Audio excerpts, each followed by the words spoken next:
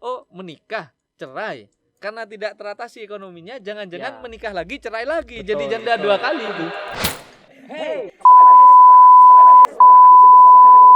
Mana FAD-nya kalian?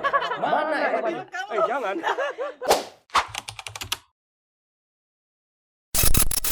Halo, selamat datang di podcast Youth Voice. Waktunya anak muda bercerita. Nah, bagi teman-teman yang belum tahu podcast Youth Voice, ini adalah ruang temu antara anak muda, antara orang dewasa, dan antar generasi untuk saling bertukar cerita, pengalaman, pembelajaran, dan lain-lain.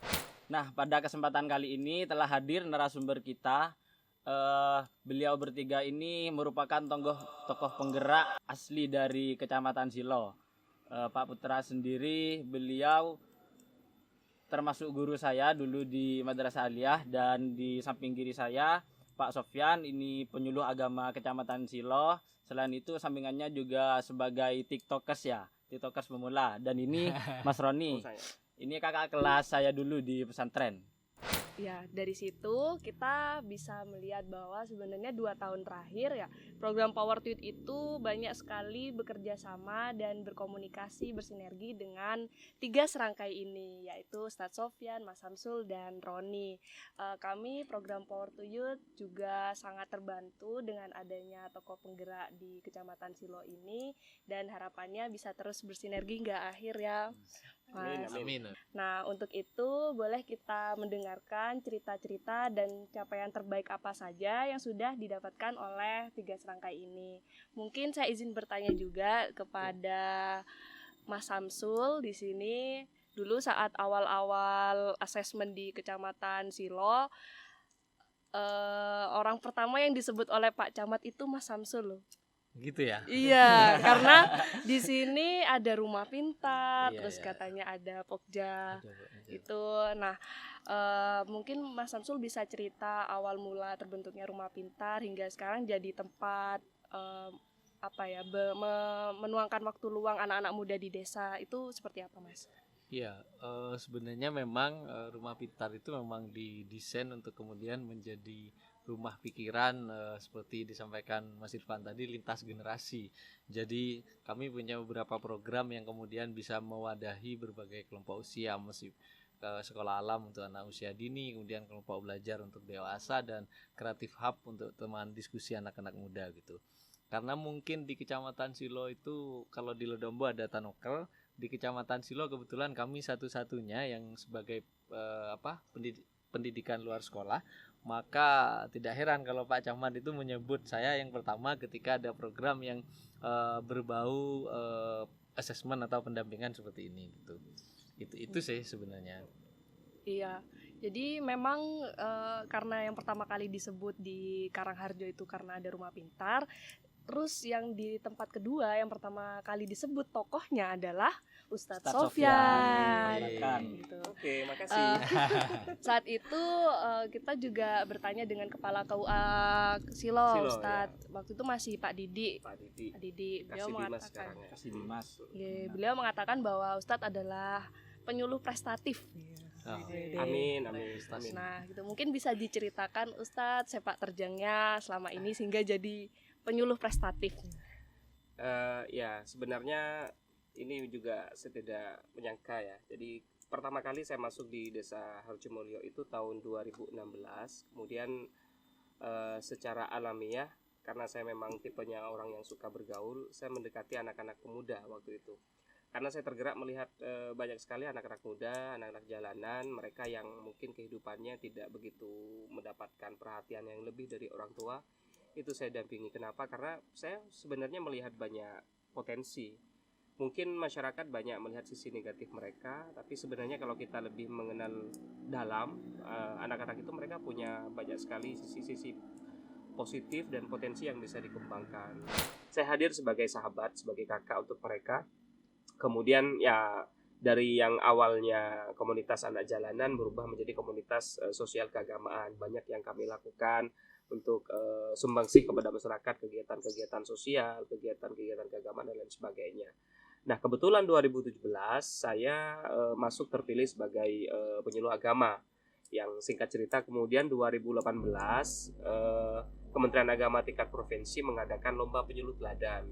Nah, saya ditunjuk terpilih sebagai perwakilan Kabupaten Jember pada saat itu. Temanya tentang dakwah progresif penyuluh agama Islam mengubah komunitas anak jalanan menjadi komunitas sosial keagamaan. Alhamdulillah waktu itu meskipun nggak juara 1 tapi bisa mengharumkan Jember sebagai juara 2. Nah, ini yang terus berkolaborasi. Terima kasih ya. Terima kasih ya. Terima kasih ya. Ya, jadi ini kemudian menurut saya ini semesta mendukung. Ada niat baik dari kita semua. Akhirnya dipertemukan kalau nggak salah sekitar awal atau pertengahan 2001. Ada Rutgers ya dengan program Power to Youth yang datang ke Kabupaten Jember dengan fokusnya pada 2 kecamatan. Ya, untuk kecamatan Silo itu Desa Karangharjo, Rumah Pintar tadi, dan Harjomulyo saya.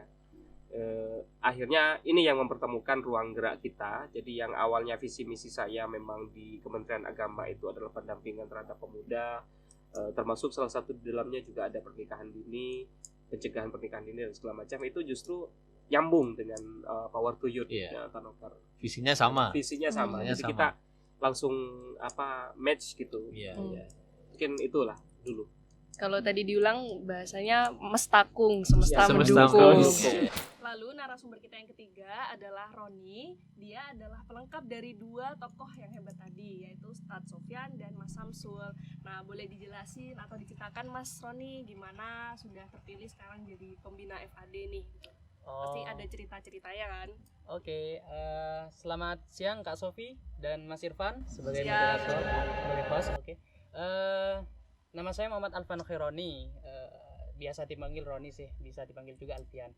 Saya tempat tinggal di Desa Harjomulyo, di sebelahan dengan Ustadz Sofyan, yaitu di Dusun Sumberlanas Barat. Masa? Beliau, iya, ya diakui saya. Beliau Dusun Sumberlanas Timur, saya Dusun Sumberlanas Barat.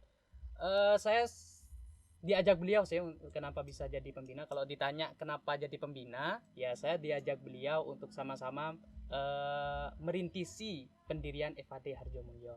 Mungkin itu saja Kak untuk profil saya sih.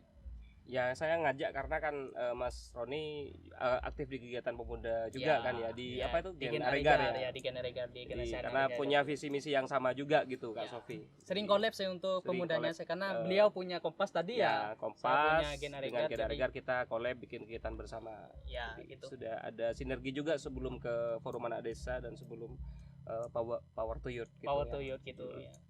Gitu. Iya, karena memang selama ini program Power to Youth itu banyak berkolaborasi dengan mereka bertiga. Mungkin saya juga izin menanyakan terkait sebenarnya perspektifnya Ustadz Sofyan, Mas Samsul, dan Roni terkait perkawinan anak yang sudah terjadi itu seperti apa gitu. Karena kan ada beberapa macam faktor ya, seperti ekonomi, budaya, terus mungkin keagamaan seperti episode sebelumnya dengan Kiai Mukid yang mengatakan ada yang menggunakan hadis-hadis Aisyah yang berusia 6 tahun dan sebagainya.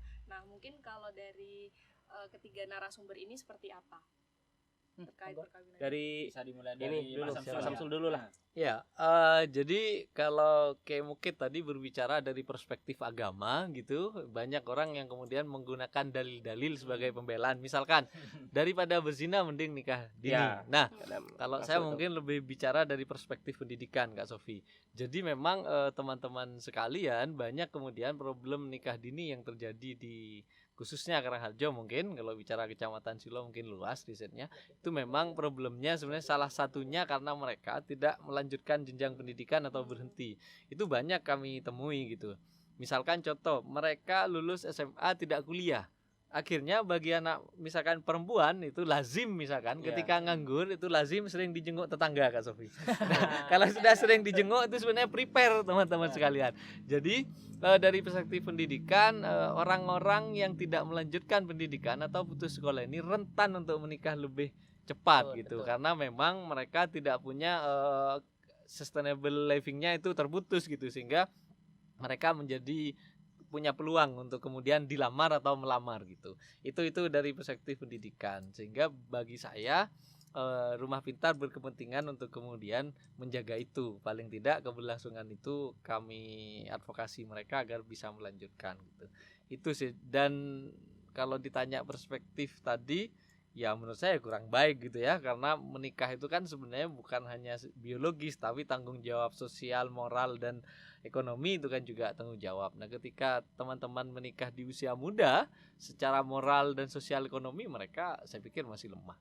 Itu menurut saya. Mungkin juga ya Pak, dari faktor atau dorongan orang tua. Kadang kan orang tua ini berpikir gini, kalau anaknya sudah dinikahi, tanggung jawab orang tua atas anak perempuan Selesai, dianggap Nah, selesai. Betul lah, orang mungkin awam dilihat juga dari itu.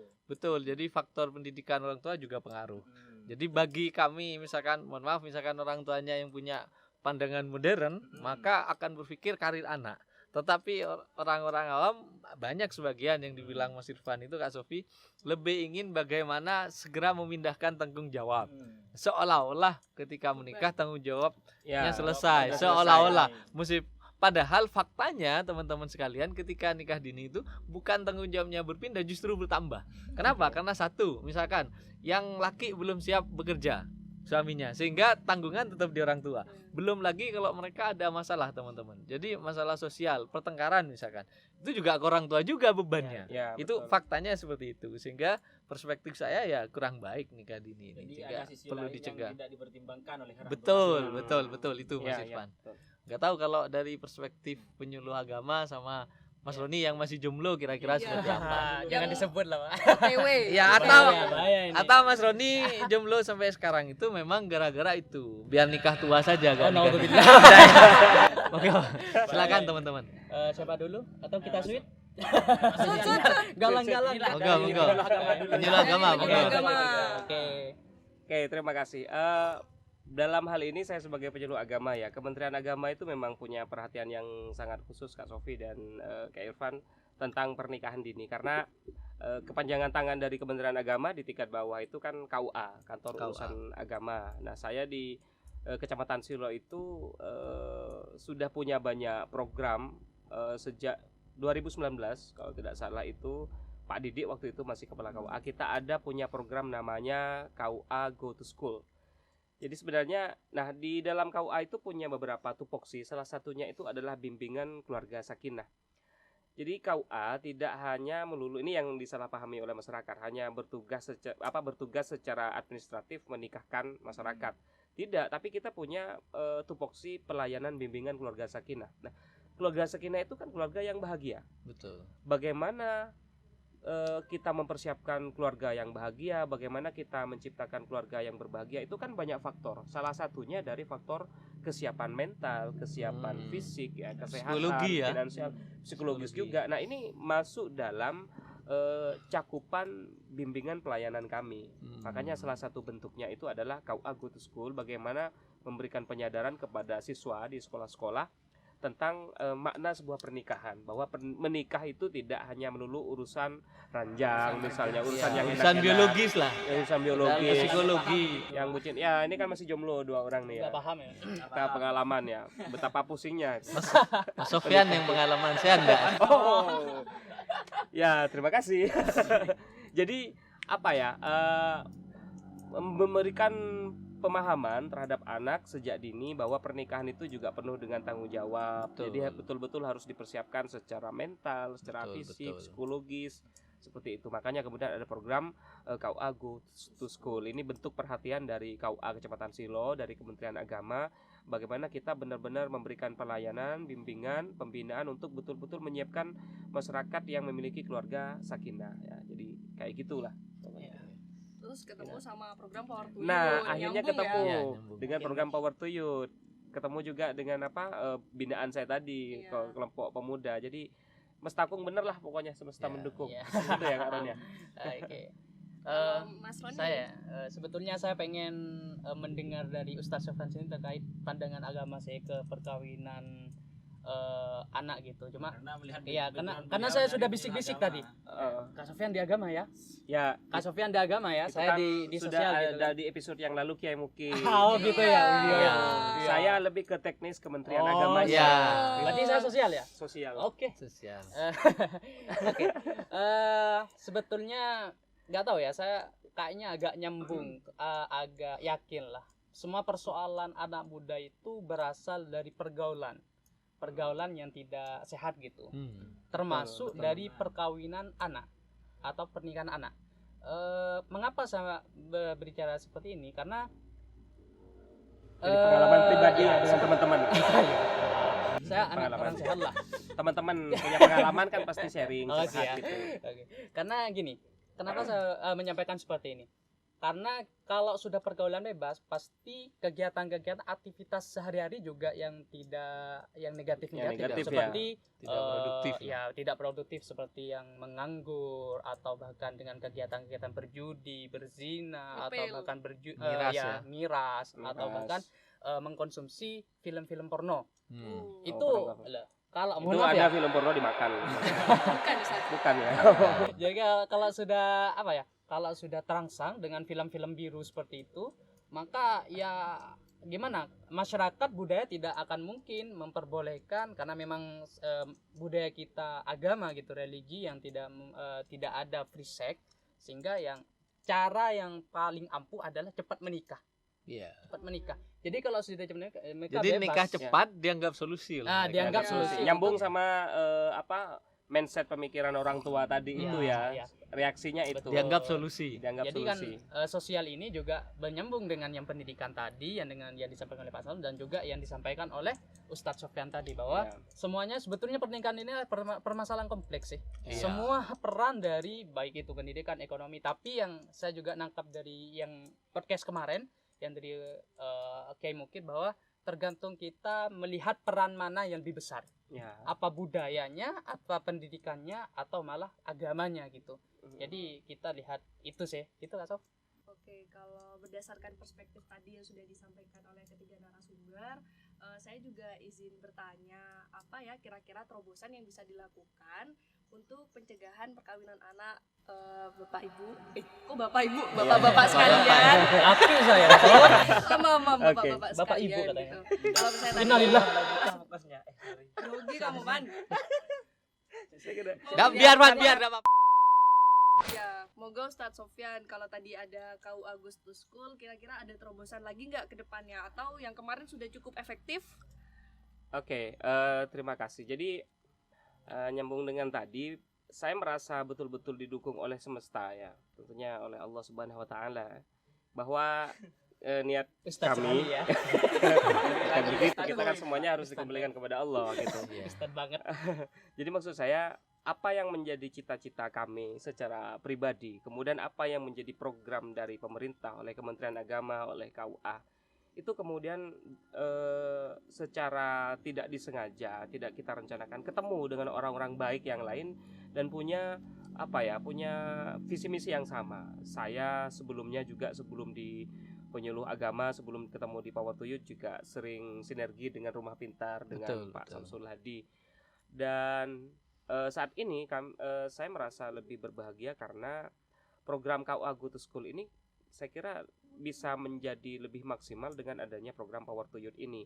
Baik itu yang lewat programnya Forum Anak Desa di Tanoker, baik itu juga Power to Youth dari program PKRS-nya LSM Suar. Jadi Rutgers itu kan memang ada anggaplah 2 program gitu ya, baik yang menyasar paralel ya, bermitra dengan yang programnya yang fokus kepada sekolah, kurikulum sekolah, dan kepada Forum Anak Desa. Nah, dua-duanya ini saling mengisi terhadap apa yang menjadi program penyuluh agama tentunya. Jadi ke depan kami merasa punya semakin lengkaplah amunisinya.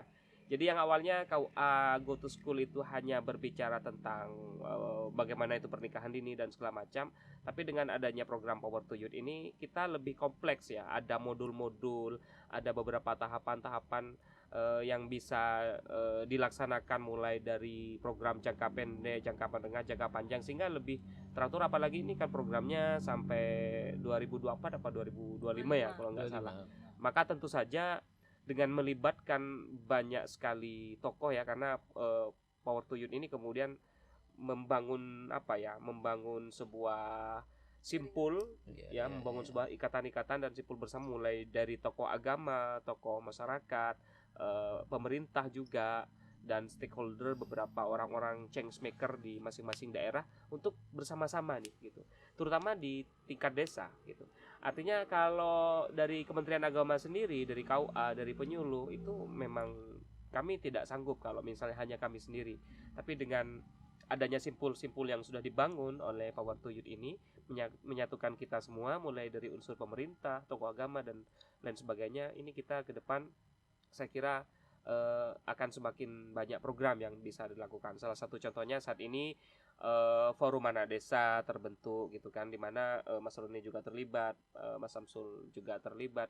Nah, forum anak desa ini saya kira lebih mendekatkan kita tidak hanya di tingkat sekolah saja kan, tapi dalam kehidupan keseharian anak kita bisa melakukan interaksi dengan mereka, komunikasi. Karena di dalamnya itu kan juga ada ruang konsultasi, bagaimana anak-anak bisa sharing permasalahannya apa. Dan kita mulai ketemu nih, ternyata dari pihak anak banyak yang sadar, tapi dari keluarga. Makanya di situ ada peran tokoh agama yang juga sudah kita gandeng, bagaimana mereka bisa memberikan pemahaman, pengertian kepada para orang tua tadi. Saya optimis ini ke depan ya, meskipun tidak bisa dalam waktu singkat, tapi pelan-pelan dari semua sisi sudah kita coba benahi. Insya Allah mungkin 5 tahun ke depan setidaknya pernikahan dini di Kecamatan Siloa bisa benar-benar ditekan. Amin.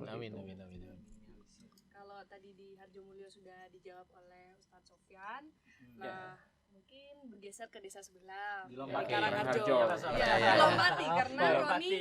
Roni beririsan dengan Ustadz Beririsan. Sofyan. Saya Justru kenapa, Kak? diiris-iris. Jangannya agak sama ya. Iya. Dilompat ke Karangharjo. Pulang aja sekarang. Enggak ada hubungan. Kalau menurut Mas Samsul sendiri, kira-kira apa terobosan yang tepat gitu Mas, sesuai dengan yang nilai-nilai yang dibangun di Rumpi ya Mas ya, karena kan punya perspektif atau nilai yang berbeda gitu. Iya. Misalnya kalau di FAD dia lebih ke anak-anak Anak muda, muda, gitu. oke. Gimana Mas? Iya, sebenarnya kalau ngomong terobosan itu nyambung dengan tadi problem tadi ya, teman-teman sekalian. Jadi kalau di Rumah Pintar sendiri, jadi kami melihatnya terobosan sebenarnya ada program yang sebelum dengan Power to Youth dan ada sesudah gitu ya. Sebelum ada Power to Youth, kami sudah melakukan pendampingan secara paralel terhadap 2 klasifikasi usia Kak Sofi. Jadi yang pertama teman-teman yaitu kategori usia sekolah dasar. Itu kami punya kelas after school atau sekolah di luar sekolah itu. Nah, bagaimana itu penanaman mindset sejak dini tentang edukasi yang menurut kami esensial. Kami punya kepentingan untuk menanamkan nilai-nilai pendidikan agar mereka punya perspektif jangka panjang, tidak jangka pendek. Terus yang kedua, setelah usia sekolah dasar, di usia atas kami punya kelompok belajar yang kalau trennya lebih ke aksara, akselerasi sekolah masyarakat itu. Mereka biasanya anak yang putus sekolah di SMP maupun SMA. Itu kami lakukan dengan asumsi bahwa ketika mereka punya keberlangsungan edukasi, maka mereka akan kerentanannya itu teratasi. Itu. Nah, tapi kemudian kami ada sedikit ekspansif ketika misalkan Power to Youth Kak Sofi datang pertama kali gitu ya menemui saya, kemudian dari program kami yang paralel itu katakanlah hanya dari Rumah Pintar sendiri. Nah, dengan adanya Power to Youth kan melahirkan trilogi, ada Rumah Pintar, Power to Youth lewat teman-teman di Tanuker, kemudian desa sebagai trigger, sehingga dari dari trilogi ini kan kemudian melahirkan satu rumah baru yaitu Forum Anak Desa. Nah, Forum Anak Desa ini kemudian bisa membantu kami untuk menjangkau ruang-ruang yang selama ini tidak terjangkau Kak Sofi. Contohnya misalkan kami tidak mungkin menjangkau sekolah-sekolah secara langsung, karena yang kami atasi adalah sekolah di luar sekolah, anak yang putus sekolah atau tidak mampu sekolah. Nah, tapi dengan adanya FAD, teman-teman FAD punya terobosan, misalkan FAD seperti KUA tadi, Road to School. Nah, roadshow. Jadi roadshow, FAD roadshow. Bagaimana Mas Irfan dan teman-teman datang ke sekolah-sekolah, selain mengenalkan FAD, mereka juga membawa 3 isu ini. Jadi, kenapa? Agar kemudian anak-anak tahu bahwa menikah itu tanggung jawabnya begini loh. Ada risiko loh. Nah, itu yang kemudian pasca Darutges ini, pasca kita bersinergi dengan Tanuker, Rumah Pintar, Tanuker, dan desa khususnya yang kemudian menjadi trigger terbentuknya FAD itu, kami punya harapan baru bahwa seperti yang dibilang Ustadz Sofyan, kami optimis ini akan berkurang. Contohnya, dengan adanya FAD, IPNO, dan IPPNU, anak yang dulu itu tabu misalkan mengadakan rapat, diskusi, kemudian anak perempuan jarang keluar malam, tapi dengan kepentingan kegiatan yang jelas, maka hari ini di Karangharjo sudah biasa kita berdiskusi malam, bikin kegiatan malam dengan kepentingan yang jelas. Nah, ini tentu sinergis dengan beberapa misalkan isu-isu seperti isu gender dan semacamnya. Karena kalau sebelumnya mungkin anak perempuan nggak usah kuliah lah, paling nggak di dapur. Tapi dengan aktifnya beberapa organisasi itu menjadi sebuah tren baru. Misalkan begini, karena aktif di organisasi itu anak saya jadi perilakunya lebih baik, pemahamannya lebih baik, sehingga orang tua juga mendorong untuk lebih mendukung lah, karena problemnya salah satunya kan orang tua tadi. Sampai jadi akhirnya mendukung. Dan secara tidak langsung juga sebenarnya kita kan banyak sekali orang-orang baik ya, anak-anak juga punya sekali kesadaran untuk tentang itu, tapi tidak punya wadah. Betul. Dan kita dipertemukan dalam satu wadah. Dan ketika kita sudah ngumpul, maka banyak sekali ide-ide kreatif dan terobosan-terobosan baru yang bisa muncul. Salah satunya mungkin di penyuluh agama juga sinergi dengan FAD. Misalnya kita dakwahnya itu sekarang tidak formal hanya di ruang-ruang diskusi. Betul. Tapi kita juga mulai merambah ke dunia media sosial media, ke TikTok, ke Instagram dan segala macam. Dan ini jangkauannya lebih luas. Jadi dengan bagaimana kita kemudian dipertemukan oleh program ini menghasilkan energi baru dan inovasi baru. Iya, gitu. Sebenarnya kalau nyambung yang ditanya Kak Sofi tadi, sebenarnya apa sih terobosan yang mesti kita lakukan? Kalau saya melihatnya sebenarnya sudah banyak selama tahun ketiga ya kalau saya tidak salah. Tahun kedua. Jadi di tahun kedua ini sudah banyak saya kira terobosan yang kita lakukan. Bagaimana kita berhasil membangun simpul keagamaan, tokoh agama bukan keagamaan. Bagaimana kita membangun simpul holakoh ulama perempuan dan seterusnya ya. Betul, ya. FAD dan UPI seterusnya.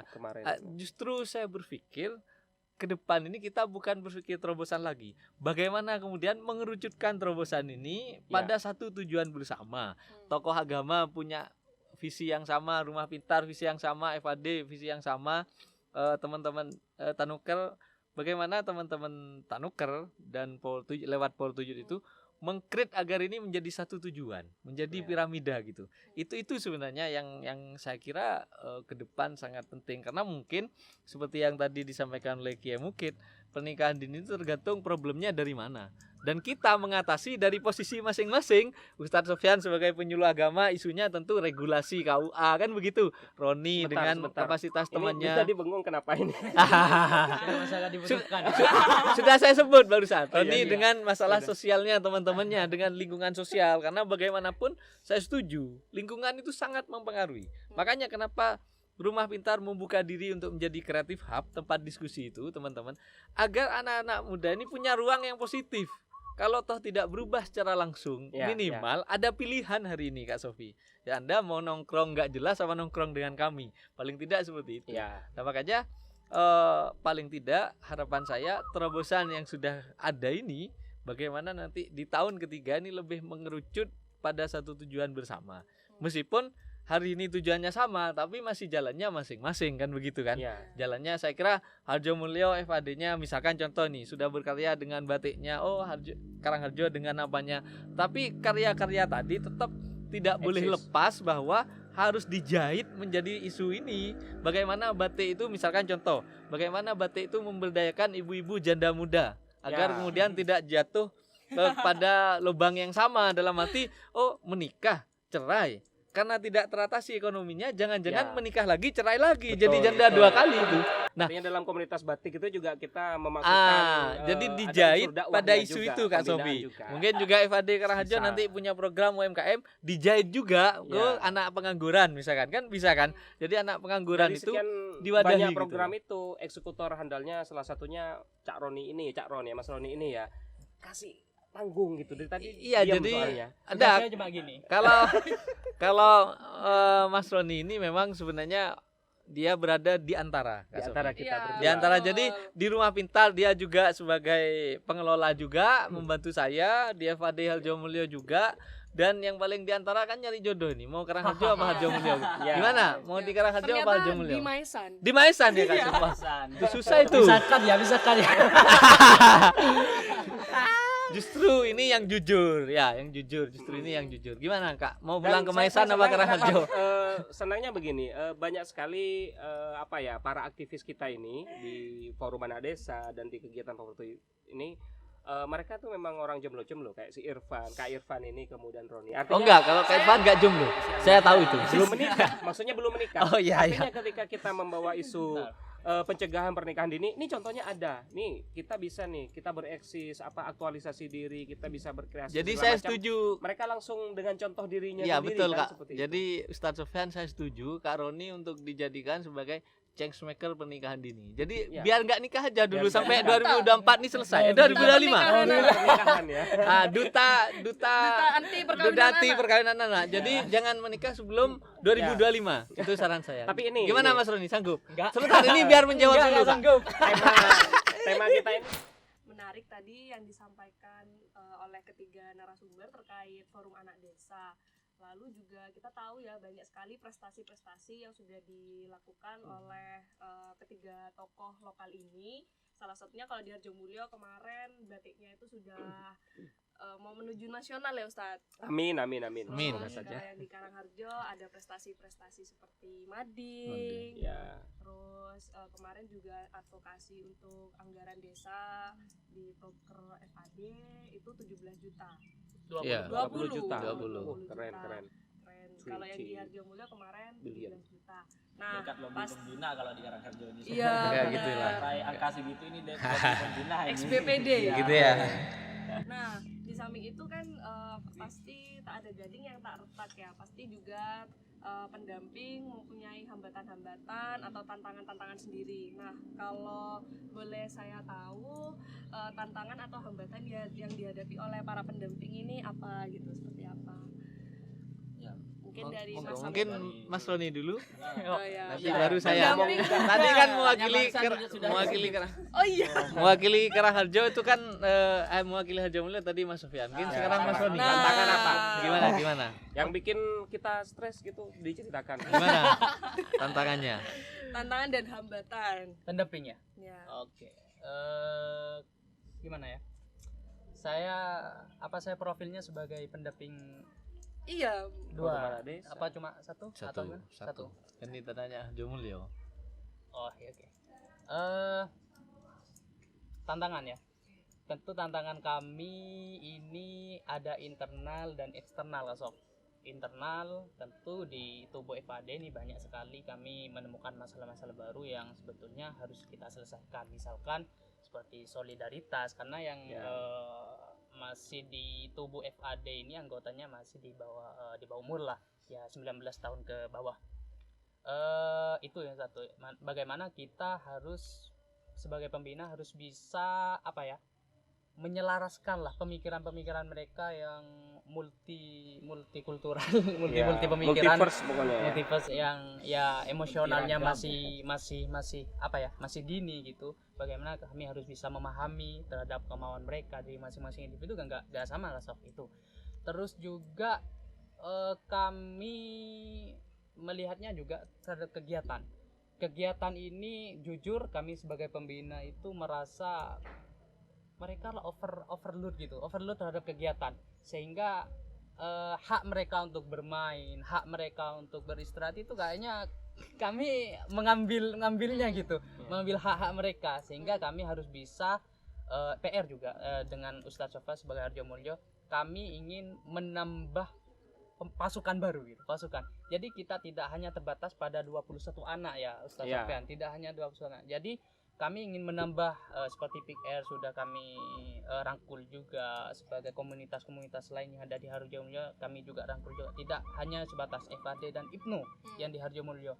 Jadi kami juga merangkul anak muda baru, dan hal baru juga seperti YPSM kemarin kami juga kemasukan Ya, dari YKSM. intinya membangun itu mudah, merawat yang sulit. Betul. Ya. Itu ke depan kita bismillah, semoga saja terus Karena tidak bisa dipungkiri sibuk ketambahnya aktivitas dan kesibukan Betul. teman-teman itu juga karena prestasi teman-teman gitu kan sering Ya. disebut tuh di Lah, Jember.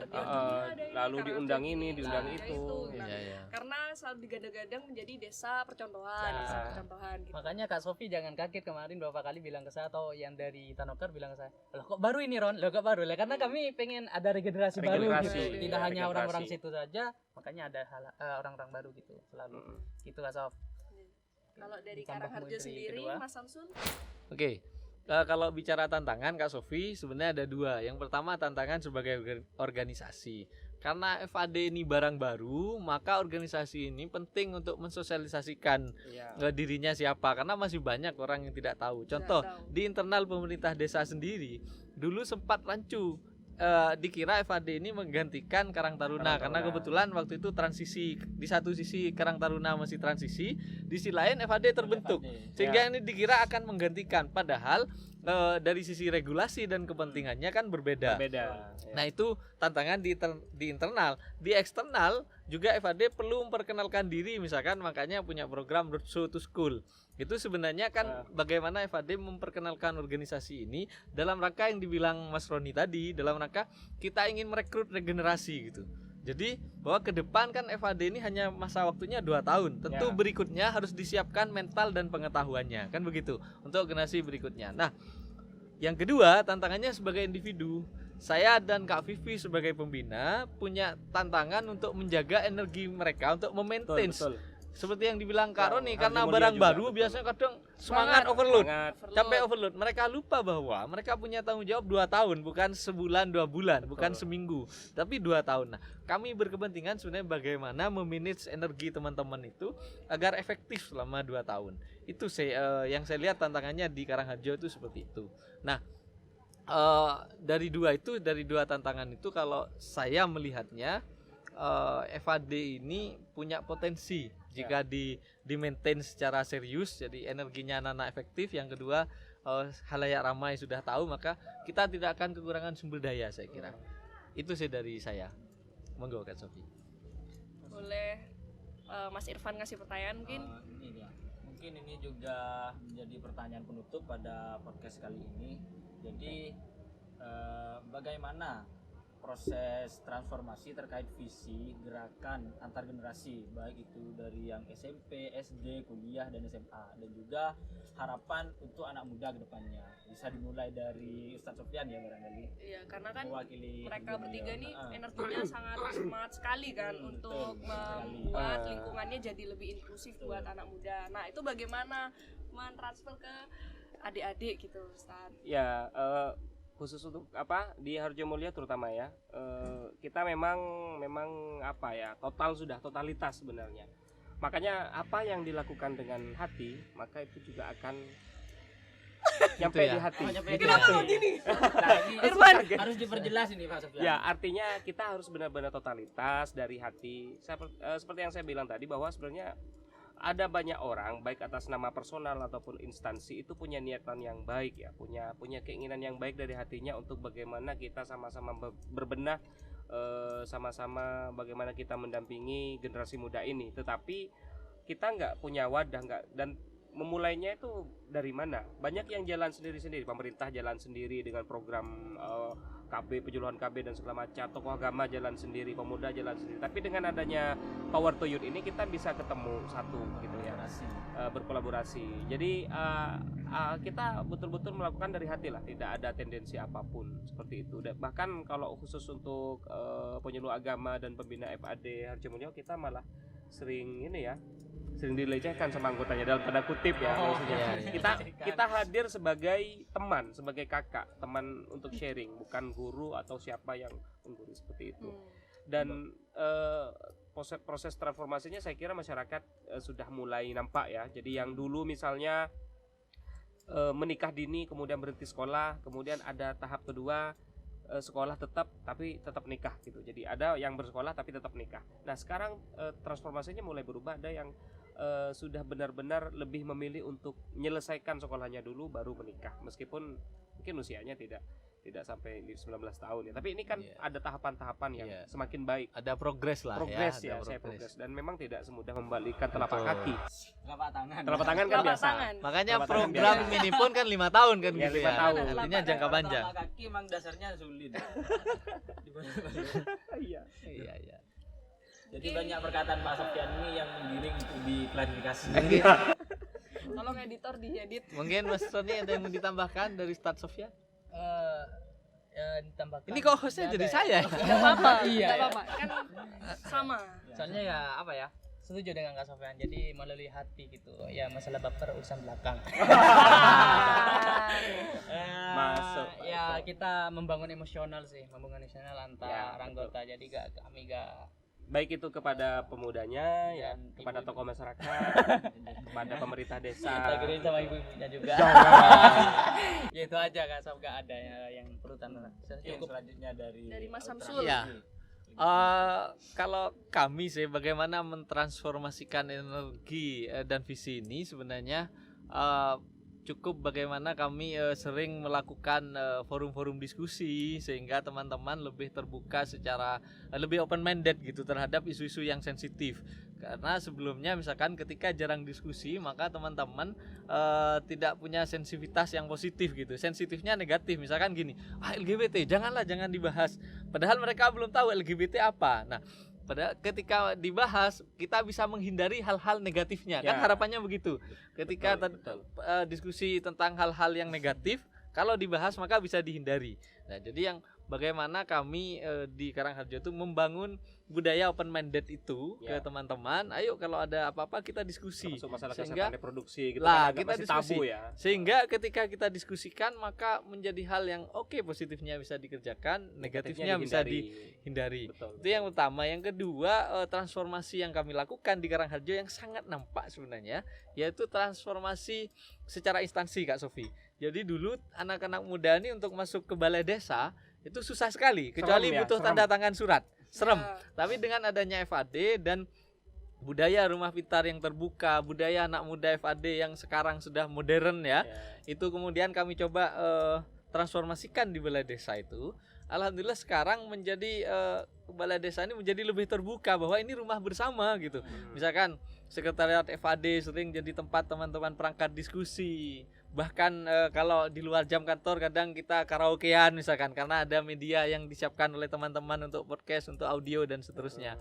Nah, ini transformasi ini yang kemudian terjadi di Karangharjo. Jadi anak-anak mudanya lebih terbuka untuk hal-hal diskusi seperti ini, seperti 3 isu yang kita bahas hari ini. Kemudian transformasi secara instansi pun di pemerintah desa dari 2 tahun ini sudah lebih terbuka. Bahkan seperti yang saya bilang tadi, anak-anak itu ngerumpi atau ngopi di balai desa itu sudah menjadi hal yang biasa hari ini. Dulunya belum pernah. Nah, harapan saya kalau katanya Ustaz Sofyan ini kan membuka keran. Ya, muka Nah, keran. Terbukanya pintu ini kemudian harapan kami menjadi media yang positif untuk kemudian meneruskan program-program ke depan. Itu sih Kak Sofi kalau di Karangharjo.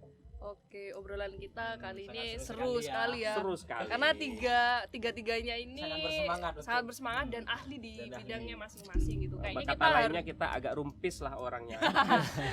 kayaknya kita harus ngadain podcast per episode sendiri ya, Ya, Pan betul, gitu. betul. Nah, mungkin Irfan bisa kasih closing statement atau kesimpulan sedikit dari keseluruhan kita bercakap-cakap sore ini. Jadi upaya terkait pemberdayaan anak muda dan perempuan itu sudah bisa dikatakan maksimal lah dilakukan di Kecamatan Silo, khususnya di Karangharjo dan Harjomulyo. Iya. Yang dinahkodai oleh Ustaz Sofyan dan Pak Putra dan juga dari generasi milenial atau generasi Z ini saya tidak paham kalau kalau Pak Sofyan dan Pak Samsul sudah jelas generasi milenial. Generasi tua ya. Generasi milenial lah Mas. Ya, ini masih Z Oh, kayaknya. Z ya, Z. Setelah Z ada huruf lagi. Ya, dan juga memang sinergisitas dan kolaborasi itu menjadi kunci penting ya di dalam efektivitas dari program ini, karena kita tidak bisa bergerak sendirian. Betul. Perlu berbagai macam dan multi pihak yang harus Betul. kita gandeng bersama untuk mensukseskan tujuan dari program ini. Betul. Kayaknya segitu aja ya Pan, dan Sampai jumpa di episode podcast selanjutnya. Dadah. Dadah. Terima kasih. Sama-sama. Sama-sama.